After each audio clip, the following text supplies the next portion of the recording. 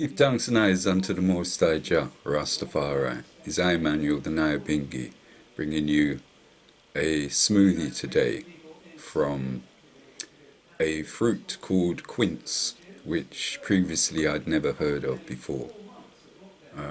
So how I came across these quinces is I was working, delivering parcels, and outside a house was a box with some quinces in it and a note saying that you could help yourself to them. So I took 3 after doing some research on Google, and I'm going to be making a smoothie with these quinces today. Apparently you need to boil them, you don't really eat them raw because the flesh stays very hard. They're very pear-like. Anyway, I'll take it over to the ingredients, take you through the preparation and show you the smoothie at the end. Give all the praise to the Most High Jah, Rastafari. So I've got 3 quinces here, which I'm going to peel and core and then boil, and some coconut sugar in that jar there, just a few walnut halves and some soya milk. Okay, so there's the quinces peeled, cored. You might want to do that once they're boiled because it's a very hard fruit to cut and to core. I mean, I've managed it, but you might lose a finger trying. So if it's easier, just boil them first and then peel them and core them. So they're on anyway, and I'll bring you back in once they're soft. Okay, so the quinces are now soft. However, the core part in the middle is still a kind of hard fibre.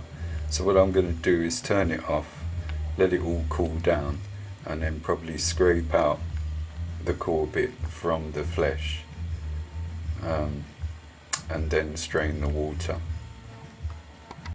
Okay, so I boiled and cored the quinces.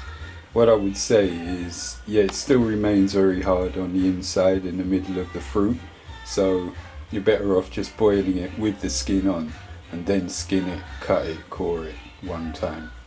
Anyway, it's all done and it's in my blender there.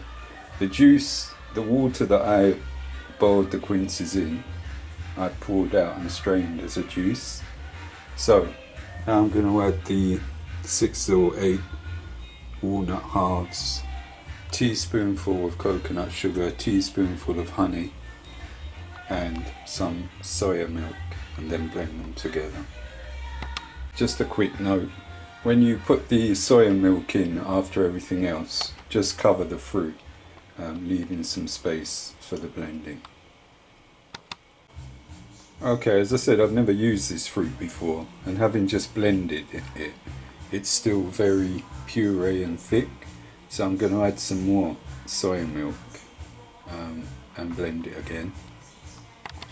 And so there it is, quince, honey, walnut, soya milk, spoonful of coconut sugar smoothie.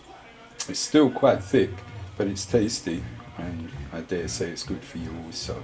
Don't forget to strain the juice for a drink and give all the praises unto the Most High Jah, Rastafari, Jah and King.